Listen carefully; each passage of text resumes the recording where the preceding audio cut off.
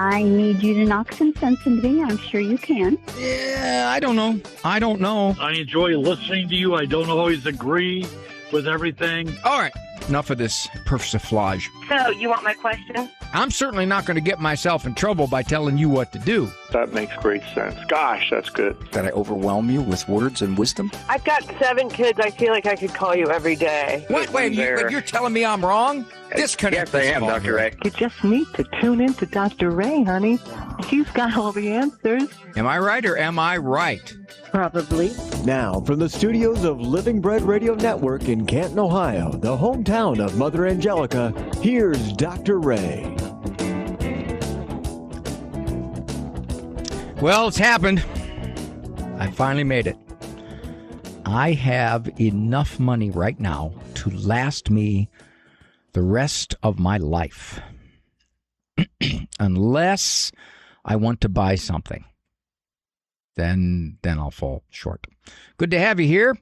This is The Doctor Is In. The variant of The Doctor Is In is E-Person Monday. Had to find a way to address, I used to say tackle, but again, get in trouble using that kind of rough language, to address the E-persons, and I used to say email, no longer, it's E-person, being linguistically sensitive, that again, on a daily basis, not only from the radio program here, but from Living Right with Dr. Ray, as my producer on the program says, we want to hear from you. And apparently some people take us at our word, and they write in. So I had to find a way to address some of these E-persons. Many of them are just simply asking for a referral of someone in the area that I might know of, or a referral for a particular book. Some of them make a comment about a previous caller. Every so often, get somebody who disagrees, or in the worst case, gets upset and angry. And I've told my wife many times, please, honey, don't email me. Just if you have the problem with something I said, just talk to me. It's easier that way. We can interact. So I will get to those. But of course, the opening monologue. Situation occurs in my office where someone, let's say it's a guy, leaving his wife and his kids. And this guy has always looked like he's been relatively faith-filled Catholic or religious person. And his reputation around the community and his own family is that he's reliable, he's trustworthy, he's a good husband and father. And lo and behold, he wants out of the marriage. And he wants out of the marriage because he's met someone. Or he's pursued someone. It's more likely the case. Or someone pursued him. And then the conclusion that's stated often is something like, that's not who he is. I don't understand that. That is not at all who he is. And I can't come right out and say what I want to say, but over time it does trickle out. Who is it? Obviously, that is who he is, given those circumstances, given the fact that this particular woman entered his life, or this particular woman was in his work environment, or this particular woman pursued him. That's who he is. When we say that's not who somebody is, what we're saying is the impression I have formed of them, what I know of them, and what I see rightly or wrongly as consistency in their morality or their conduct is who they are. And if they act counter to that and egregiously counter to that, it throws us. Some time back, there were a number of high-profile religious figures, some of whom were Catholic, who spoke so very well about the faith. Preaching was very powerful. Had a high-profile, holy image, if you will. And then it was found out that they did certain things that led to their downfall, significant downfall. And people would say, that's not who he is. And for me as a psychologist, I didn't have as much trouble accepting what they did, not accepting it morally, but accepting it in the sense of not being shaken by it, because I recognize that given certain circumstances, people can relent. They can yield to the temptation. If those circumstances wouldn't have happened, or if in fact that was who they were, but they were keeping it hidden, then yeah, you wouldn't have come across this particular discrepancy in their personality, if you will. Remember one time a detective was asked in an interview, who kills people? And he said, who would kill people would surprise you. It's not people you would think. Now, granted, there's an awful lot of gang violence. There's an awful lot of unstable life violence. But there is also an awful lot of spouses and boyfriends and to some degree girlfriends killing each other, ex-spouses. And their image in the community is very high. If you watch any of these exploring crime shows that talk about the circumstances of a marriage and then someone is killed, and as they pursue who did it, oftentimes the picture that most people had of their relationship was very positive. It was very good. Wouldn't expect it. And granted, behind the scenes, it wasn't anywhere near that good, but to the image, it certainly looked very, very loving. How could this be? So when you say that's not who he is, what you're really saying is that's not my impression of who he was.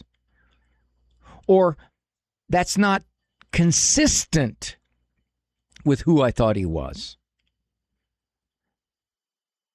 The church in her wisdom teaches to avoid the near occasions of sin, because they recognize that put in certain circumstances, we can fall.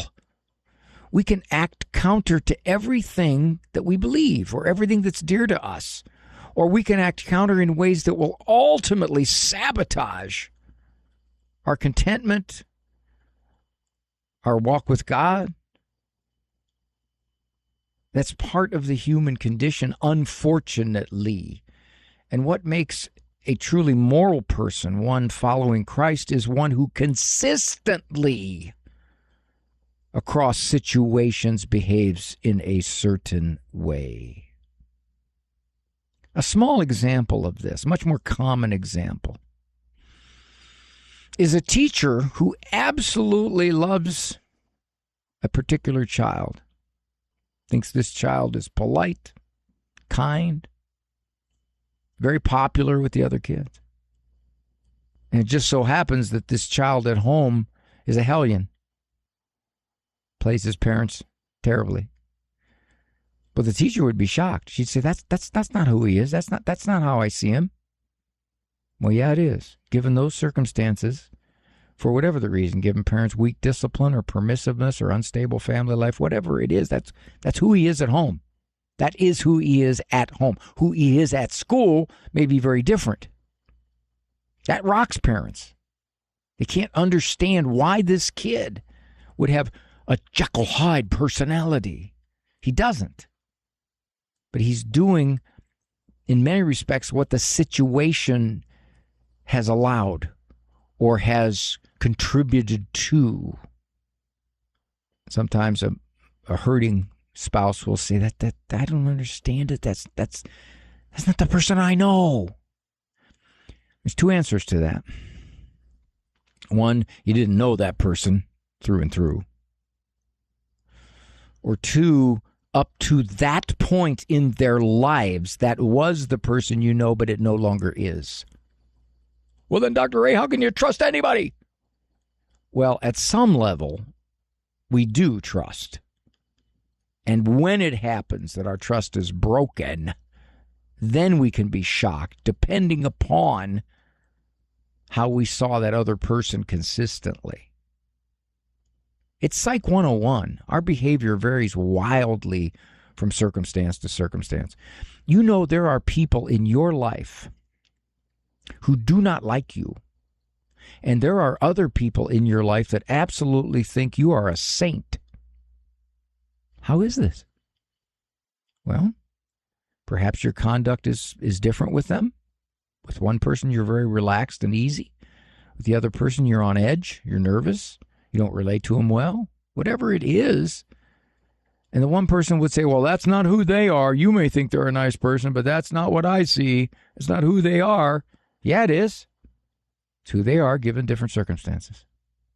Who else is it going to be? When we come back, your E-persons. What's the deal with Dr. Ray? I mean, is he a psychologist or a comedian?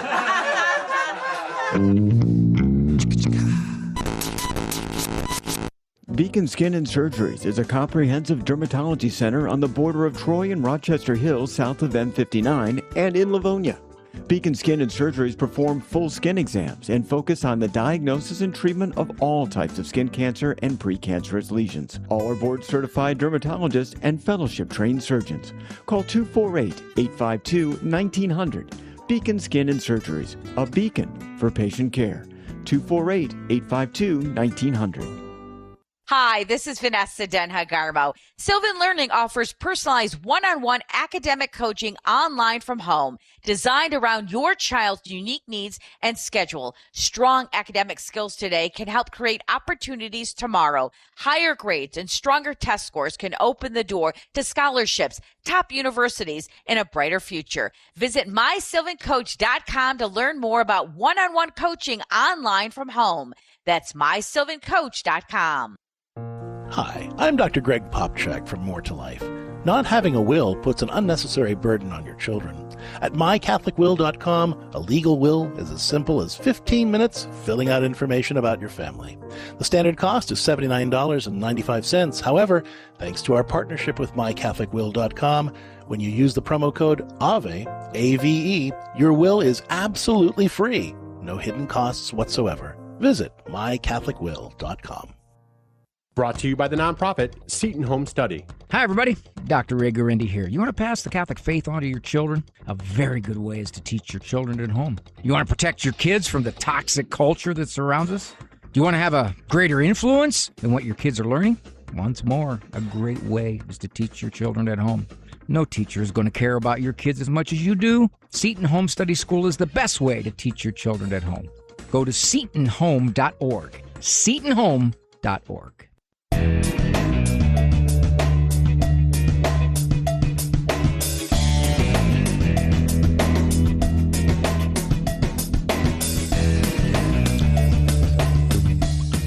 I always wanted to be somebody. Should have been more specific, though. Thank you for joining me here. It's Dr. Ray Guarendi. Program Doctor is in co-production, EWTN Global Catholic Radio Network and Ave Maria Radio Communications. Right now, over there in Ann Arbor, my compadre, the man who operates the boards and does all these buttons, pushings, and everything else that he has to do to keep this program on the air, Eric Dumont. My daughter was physically abused by her husband. They are now going through a divorce. They have 3 teenage kids. My other daughter has not yet told her children about that divorce. 12-year-old girl, 8-year-old boy. What is the best way to explain this without frightening them or creating anxiety that the very same thing could happen to their parent? Several things. One, I always get nervous when somebody says, what is the best way? Because it's not a one-size-fits-all. Depends upon the kid, depends upon the parent, depends upon the situation. Really depends. I mean, there are ways that obviously can work better than others, and sometimes you don't know what those are until after you do it. And then you realize, well, that didn't work out too well. But since you're not God and you can't anticipate every molecule of everybody's existence, you're forced to do your best judgment. Now, that said, she hasn't told the 12-year-old girl and the 8-year-old boy yet that their aunt and uncle are going to be separating. The 12-year-old girl has more of a chance of understanding this at a more sophisticated level, obviously. A few points to make. You don't need to get into the ugly nitty-gritty of why the marriage ended. You can be general. Something like, Aunt Susie, Uncle John will no longer be married. They somehow realized that things weren't working, and they're going to be separating and splitting. It's tragic. You kids don't ever have to worry about that with us. The one thing you can know for sure is that we're not going to do that. Now, if the 12-year-old says, yeah, but they probably thought they weren't going to do it either, and you can be a bit honest. You can say, well, they've had a lot of struggles for a long time. We don't have those struggles. We have a very solid relationship. We love each other very, very much. That's the last thing you kids would ever have to worry about. And then if the 12-year-old girl wants to keep getting reassured, yeah, but I'll bet their kids didn't worry about it either. Well, I think their kids saw a lot of the problems their mom and dads were having. And the problems they were having were nothing like what we're having. We have no problems like that. Nothing at all like those problems. So sometimes, very, very sadly, some marriages break up, either because one person or the other person just doesn't really know how to be married well. Unfortunately for you guys, your dad and I, or whoever tells the kids, your mom and I, we love each other very, very much. And that's not something you ever have to worry about. Now, let's assume that the kids are going to worry about it anyway, that their parents' reassurance is not enough, that one of them is a fretter. Maybe it's the 8-year-old, maybe it's the 12-year-old. They're going to fret about it anyway. They're going to think, yeah, but I can't know. If it happens to other people, it could happen to us. They'll find out over time, after the initial revelation that their aunt and uncle are getting a divorce fades, that their mom and dad are pretty solid in their relationship. And they'll see that they have nothing to worry about, even if initially they weren't convinced that they had nothing to worry about. I think that is something that my wife and I often reinforced to our kids when they heard of or knew one of their friends' parents getting divorced or someone getting divorced that was somewhat in our lives. We reinforced to them. It's sad and tragic that happens to some marriages, but guys, that is one thing you do not have to worry about. And to the degree that they saw that their mom and dad did not have these obvious hard-hitting conflicts, they were reassured. So that's what I would say on that, Grandma. All right, let me see what else we got here. Go down a little further. Spin. Let's try that one. Dr. Gray, I was listening to your radio broadcast some weeks back, and I was fascinated by the research study about the children and the number of toys they have to play with. I would be tickled pink if you could send me the link to that study. I did. I copied it and I sent it to her. I would like to look at it and see it in more depth. Actually, though, I was not surprised. Oh, let me back up here and tell you what the study said. These researchers, I think this was over a period of 6 months, I think, if I remember my details. They gave the kids 4 toys, and they weren't toys that were specific. In other words, like some kind of device or something. No, they were, I think it was blocks, maybe a truck or something to play with, a little car, something that could be used creatively. Drawing, paper, and coloring pencils, something.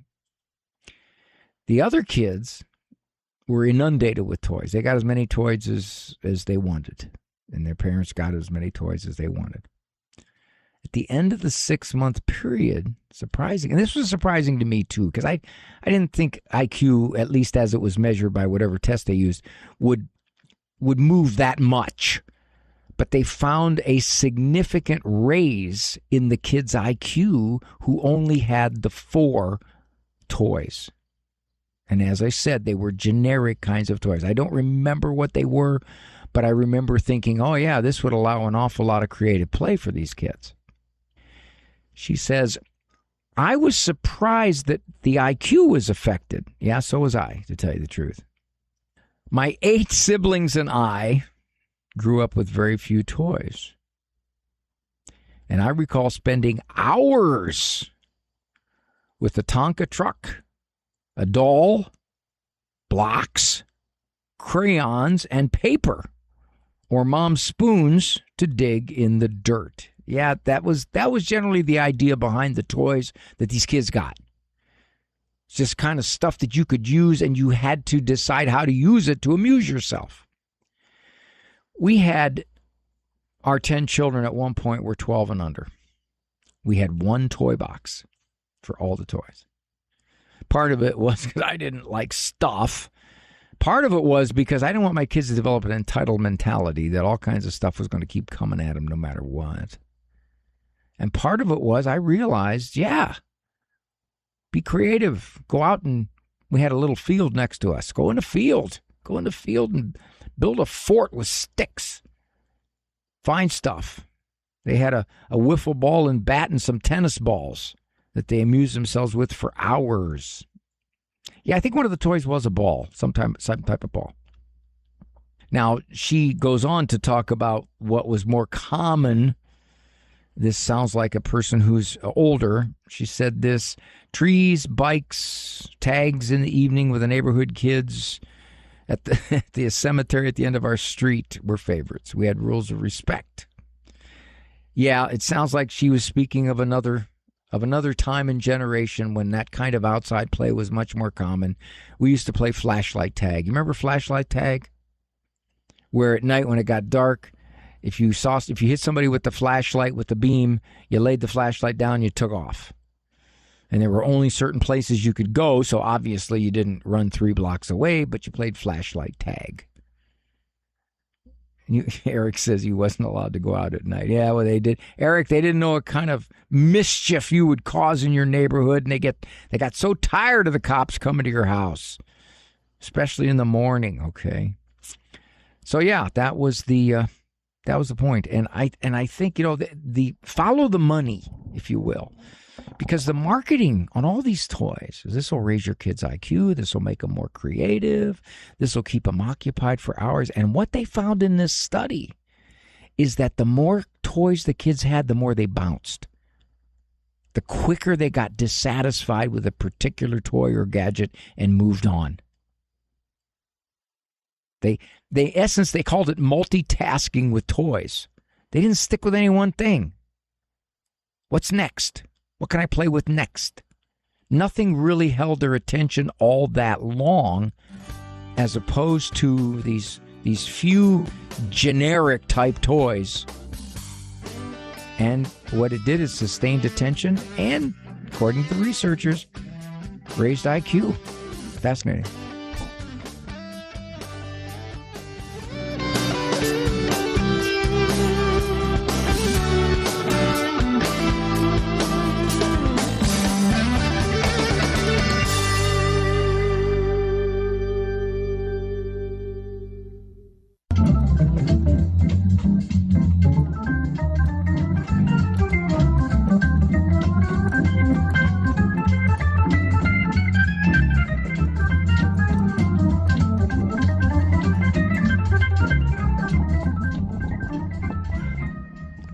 Thank you for joining me here on The Doctor Is In. I had kids. When I was a kid, I had two friends. They were imaginary, and they only played with each other. That hurt. Okay, this is E-Person Monday. Let's see what this one is. My husband had an anxiety attack 10 years ago. Commonly known as a panic attack. He was moving homes, changing jobs. I was expecting a baby, and we'd only been married a year. After 2 major attacks, he had a few mild ones until the other day. Now, let me stop there and make some comments here. Not unusual when you have this ongoing level of stress that the body says, enough, and it reacts. It spikes into an anxiety surge. If there's no underlying physical problem, and in most cases there's not, but you can comfort yourself by checking it out through medical exams. It's panic that is based upon nothing. There's no danger here. And the anxiety isn't dangerous. You're just experiencing your body's reaction to danger when there is no danger. That's what a panic attack is. Now, it's not unusual to have it occur out of nowhere. It seems out of nowhere. But now, as the wife is looking back on this, she said, oh boy, look what was going on at the time. Got it. So because of that, he had one. Then he had 2 others, which is not uncommon. Why? Because panic attacks really scare people. Oh, that's real insightful, Dr. Ray. What I mean by that is the anxiety eruption is very uncomfortable. It's unpleasant. But the interpretation of the anxiety eruption is what keeps it in the forefront of fear. In other words, I had one. When's the next one going to happen? And that in and of itself makes the next one more likely. She said he had 2, and then he had a few mild ones after that. It sounds like it was tapering away, which is not unusual. That can happen if you don't panic about the panic. In time, it kind of fades. Now, she says, until the other day. Again, stressors entered his life. Changing jobs, house full of kids, 4 boys, girl on the way. He doesn't take meds. And here's the big but. But he is having residual anxiety from the big one. That's right, it can linger. It's a low level of anxiety, which is, I just don't want that to happen again. I just don't want that to happen again. It's terrifying. It's unpleasant. What does it mean? What will it mean to my life? Will I ever function normally again? All of this is a brew percolating in your head. And he fears another one is around the corner. That is called anticipatory anxiety. When will it hit me again? He is in good health, Dr. Ray. What are some suggestions to avoid another big one? Well, short of not filling his life with demands, and that doesn't sound like that's possible, given that he's just simply living I don't want to say a high-stress existence, but a high-demand existence, okay. Then my best suggestion, and this isn't just mine, this is research supported, the best way to avoid a recurrence is to not worry about a recurrence. Well, how am I going to do that? You can do that if you recognize that there is nothing in the anxiety attack that is going to hurt you. You're not having a heart attack. You're not going to lose your mind. You're not going crazy. If it happens, you take some Nice, easy belly breaths. You sit down somewhere, or you continue what you're doing is even better, just to continue what you're doing, because you'll burn off some of the energy of the anxiety, and it will pass. And you know it will pass. Because I would ask him, well, are you still having anxiety right now? You have a panic attack right now? He'd say, no. I said, right. It passed. It went away. They always go away. Somebody comes in my office and I say, would you give me an anxiety attack right now? Could you? Would you prompt one up here? They'd look at me real funny like, no, I can't. I go, exactly. Because it kind of comes out of nowhere. And it disappears. If you do nothing, it disappears. Now, in his case, he's still got this lingering echo of anxiety because he's just nervous, like, what's wrong with me? What if this happens again? When I had mine, which was during practice, I've spoken about it on this program, and if you don't know that, you weren't listening, so you know who you are. It was because of low blood sugar, and I found that out later after having eaten at a restaurant, and I realized I hadn't eaten for 24 hours. I had low blood sugar, and it kicked off an anxiety attack during practice. Just came out of nowhere. Now, had I not known that this was really just a panic attack for some reason, and I was going to find out the answer eventually here, I would have developed some anticipatory anxiety. Well, if it happened during practice, it could happen during a game, you know. What if I'm at bat? I mean, you can't bat when you have that level of anxiety, when you're breathing that hard and your heart's racing like that and you feel lightheaded. Well, how could I bat? And what if the score's tied? And what if it's the last inning? And what if? And if that anticipatory anxiety would have kicked in after that, what I called a perplexing anxiety attack during practice, I'd have been in a little bit of trouble here. Because I'd have been real nervous before the games, thinking, please don't happen again. Please don't happen again. Please, please, please don't happen again. And that would have made it much more likely to happen again. So what's happening with him is if he would say, I had a couple of panic attacks that I now can explain because of the circumstances in my life. I didn't know what they were at the time, so they made me very, very panicky, if you will, because you have to interpret them. If it happens again, I know that I am probably in a stressful period, and I'm probably scared of it. I'm anxious about being anxious, and that's what'll keep it potentially next to me. So, given that, if he could get to the point where he realizes this is nothing to fear, I can handle it.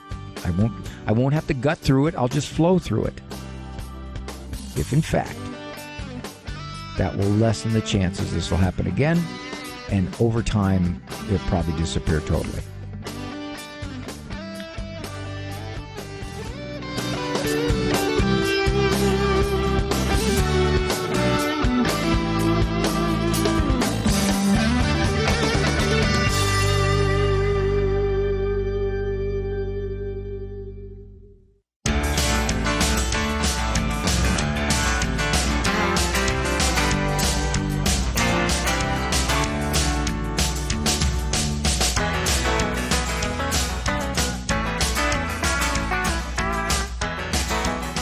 Dr. Ray, do you have a bucket list? Yeah, I do. It's pretty basic. My bucket list is keep breathing. It's pretty much what I've narrowed it down to. This Kentucky Fried Chicken, huh, Eric? All right, let me get to another one of my e-persons here. Dear Dr. Ray, my name is Mary. Married 26 years. Six kids. I don't work. My husband does, but it's a struggle financially. Yeah, you got one income with 6 kids. Definitely. Oldest is my son, and then 5 beautiful girls. I'm very blessed. 3 oldest are 26, 24, and 19.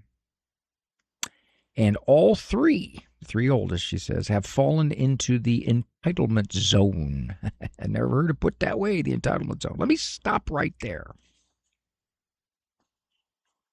It is very difficult to not have some degree of entitlement, especially given the way we live, particularly so with the younger generation.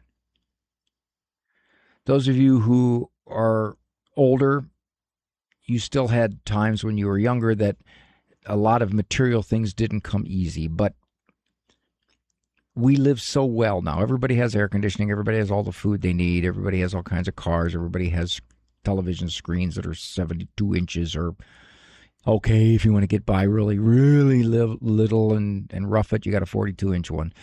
We just have so much materially, and our kids are the benefit of so much material. It just is. And what it does, and I don't know any way around this, because obviously I'm not going to live like a hermit, but my kids grew up very comfortably. Even though we did everything we could do to keep them from being materially spoiled, they still got a lot. They still lived very nicely. Very. So that entitlement mentality comes when you don't have to strive and struggle somewhat to grow up. Okay. I have lots of questions, but I'll stick to the current issue. My daughter, who is 19. Currently, she lives with us. She works and is going to community college. Other than paying for her car insurance and cell bill, she doesn't contribute monetarily on a regular basis. We all decided this so she could save for college. However, her behavior has been extremely disrespectful. Now, I'd sure like some details on that. Extremely is a strong word. Is she defiant? Is she disruptive? Is she influencing the younger kids? Example, Dr. Ray, we needed our van fixed. I've been saving up to fix it for a while, but it couldn't wait. Needed about $1,500 worth of work. I had $500, and we asked to borrow from her the other $1,000. Apparently, this young lady has her savings account, and she's been saving because her parents have really not asked much from her monetarily. She works, so she's been saving. Okay. And we intended to pay her back. And she probably wants 12% interest, right, Ma? I have asked her to help in the past, and I always have gotten met with disrespect. So I'm going to assume that means she says no. And she probably says, I work and I go to school, and et cetera, et cetera, et cetera. And why are you asking this of me? I've noticed that mindset among many in the younger generation, which is, if I have a job of some type, don't expect me to help around the house too. Don't expect me to do extra because I work for a living. Okay. We've never asked her for this much. The most we've asked is $200. Now, here's a question I can't answer. And in essence, I don't want to answer because I don't. It's bad enough that Mom is questioning herself on this. She says, were we right in asking her to help pay for the car? Mom, what is right in this circumstance is what you decide to do as a parent. There would be many parents who wouldn't ask a dime of her. I personally wouldn't agree with that. But they have the right to do that.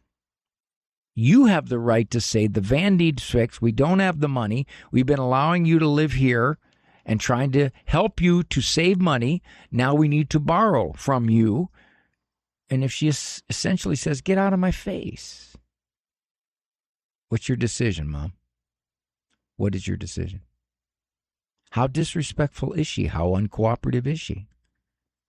Most parents in your situation are not going to go for the big option, which is meet certain conditions or you can't live here.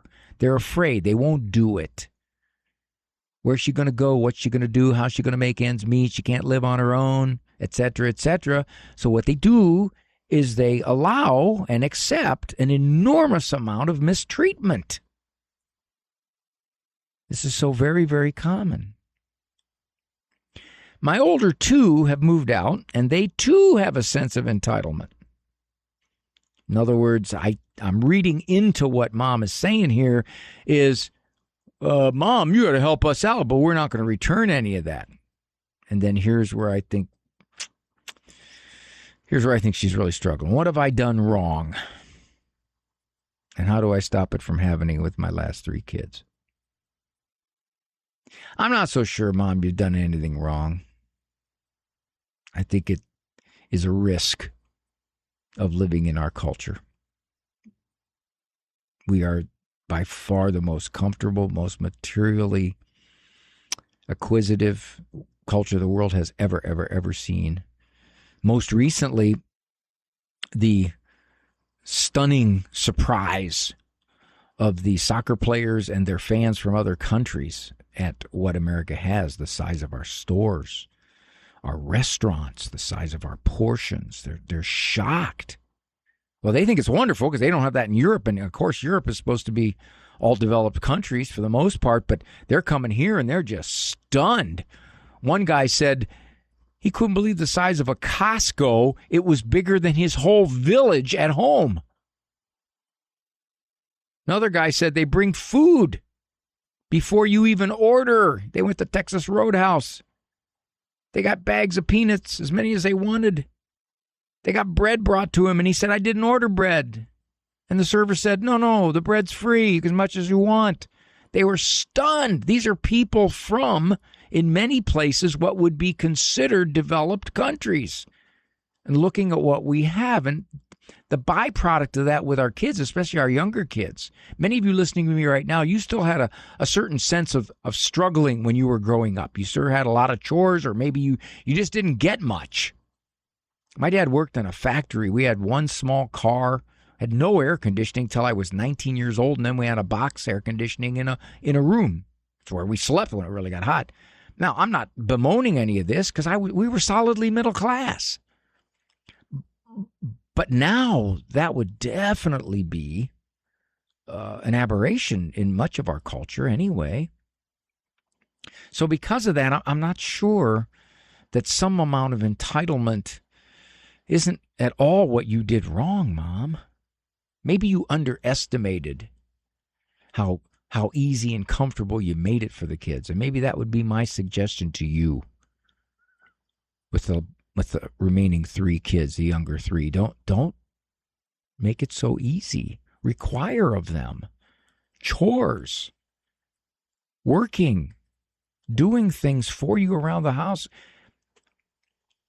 We tried not to create a sense of entitlement among our kids. For example, we had 10 kids and we had 3 bikes, and you had to share them. We were not going to give a bike to each kid. That's not going to happen. Did they resent it as they got older? I don't know. They don't bring it up. And I know they looked around and thought, man, not only do we not each have a bike, but Dad buys used bikes, and my friends all have the greatest, latest. Yeah. Some of them may think, well, it's because we had 10 kids. We don't have very much. That wasn't it. My wife and I struggled a lot with how much to give materially to at least lower the risk of I'm entitled.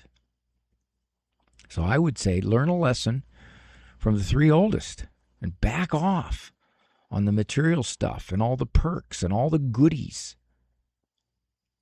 It's one way to try it. May not work, because we do live in a culture that more or less says you are entitled to have these things. And if you don't get them, then you're being ripped off. Yeah, it's a lot harder to form the virtue of gratitude over the characteristic of entitlement. Dr. Ray.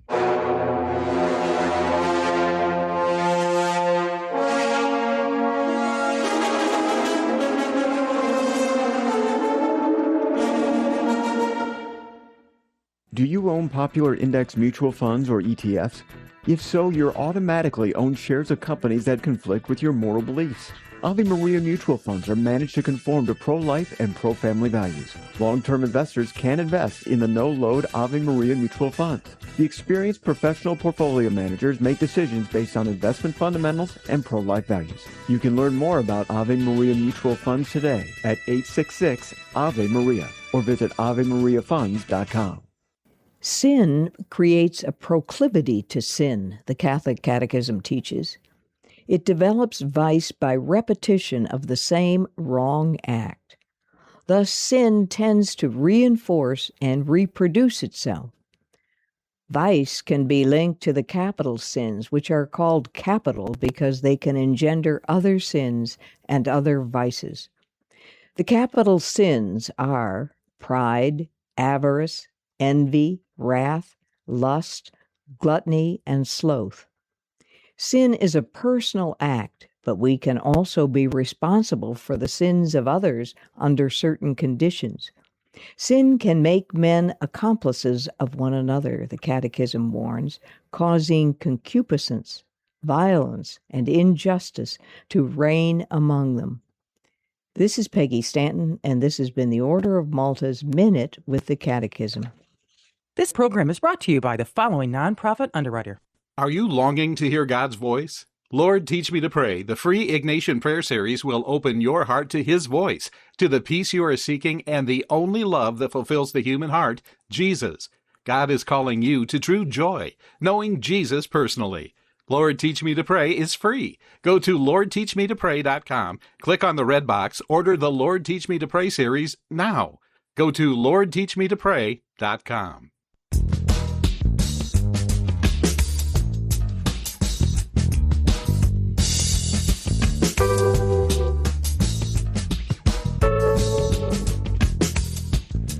Give you a statistic. Now this is corrected obviously for currency diversity across cultures. If your assets total $500,000 or more, now many people have close to that much just in their home that's paid off. Not to mention a retirement account or anything else. But if your assets total $500,000 or more, you're in the top 1% of the world. If your assets total $100,000 or more, now that would include pretty much everybody listening to this program. You probably have that much equity. If you own your home, you have that much equity in your home. Even a brand new car is $50,000. So 100,000 or more in total assets, total now. You're in the top 8% of the world. Let's drop it to 50. $50,000 in assets. I got to believe pretty much everybody listening to this program has at least $50,000 in assets.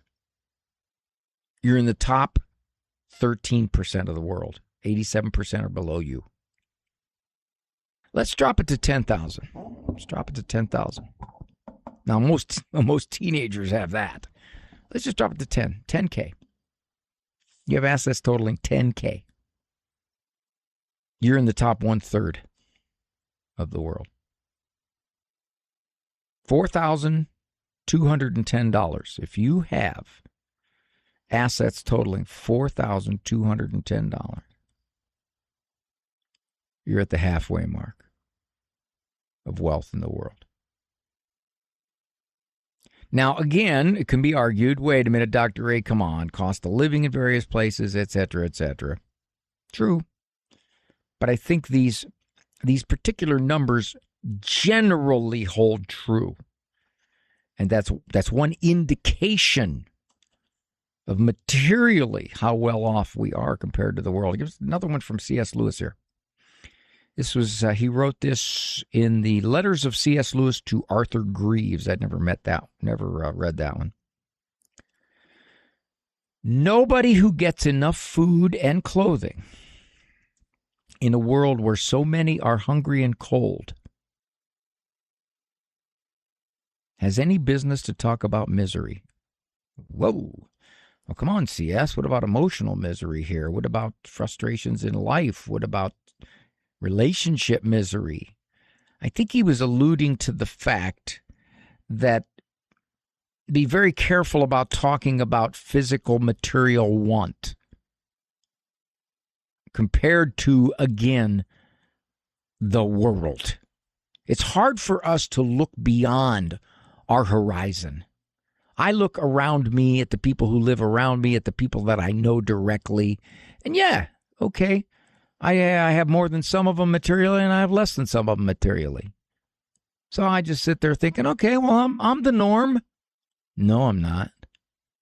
I am well above the norm worldwide, and I'm well above the norm in all who ever lived.